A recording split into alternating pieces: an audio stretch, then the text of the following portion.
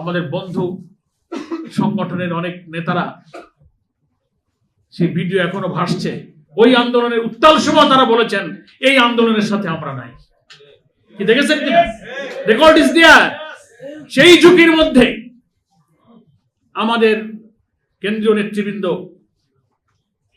আমির জামাতের পক্ষ থেকে আমি দলের সেক্রেটারি জেনারেল হিসেবে সেই আন্দোলনে জনগণকে ঝাঁপিয়ে পড়ার আহ্বান জানিয়েছিলাম।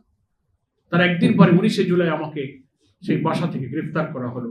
13 দিন আমরা রিমান্ডে ছিলাম, ডক্টর আব্দুল মোহাম্মদ তাহের সহ, জামাত সহ অনেক নেতৃবৃন্দ।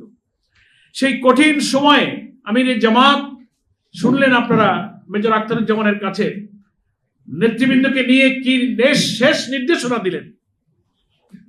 একটা পর একটা চেইন অফ কমান্ড তৈরি করে তিনি নির্দেশনা দিয়েছিলেন যে এই যুদ্ধে আমাদেরকে জিততে হবে ইনশাআল্লাহ।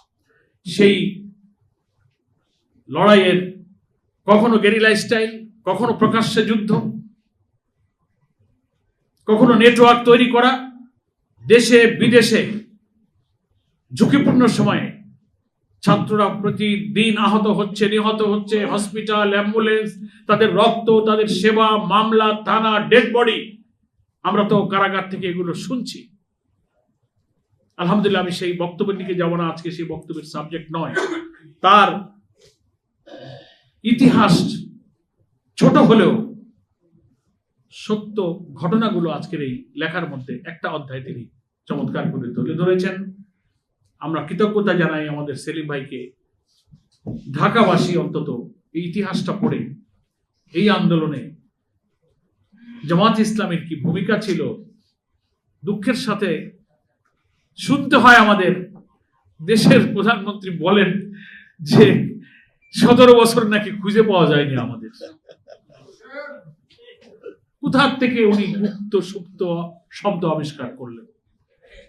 কিভাবে ওনারা আমাদেরকে খুঁজে পাবেন? আমরা তো ময়দানে ছিলাম, টেলিভিশনে তো আপনি দেখবেন না। আমরা রাজপথে ছিলাম, কারাগারে ছিলাম, রিমান্ডে ছিলাম, লড়াইয়ের ময়দানে জীবনকে বাজি রেখে রাস্তায় রাস্তায়, গলিতে গলিতে, অ্যাম্বুলেন্সে জনগণকে মোটিভেট করে লড়াইয়ের ময়দানে ছাত্র জমাতকে আমরা নামিয়ে দিয়েছি। আপনি আমাদেরকে কি করে দেখবেন? আর আপনাদেরকে আমরা দেখেছি মিটিং হচ্ছে, স্লোগান হচ্ছে, আমরা সবাই অমুক সেনা, ভয় করি না, বুলেট বোমা, চট করে একটা ককটেল আসলো, পিছনে দৌড়। কি দেখেন নাই ভিডিওতে? ওগুলো আপনারা দেখেন না, খালি আমাদের খালি খুঁজে পাওয়া যায়। তো সেই আন্দোলনের ব্লুপ্রিন্ট কোথায় হয়েছিল, জামাত ইসলামের নেতারা কি করেছিলেন, রেকর্ড ইজ দেয়ার।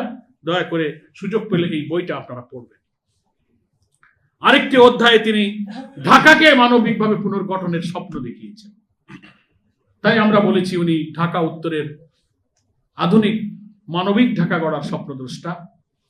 পরিষ্কার পরিচ্ছন্নতার অভিযানের সূচনা 25 থেকে 31 করে ইনি এই বইয়ের সাথে সাথে তার মডেলটাও তিনি স্থাপন করছেন। এই জন্য আমরাও মহানগরী আমিরের প্রতি আন্তরিক কৃতজ্ঞতা জানাই।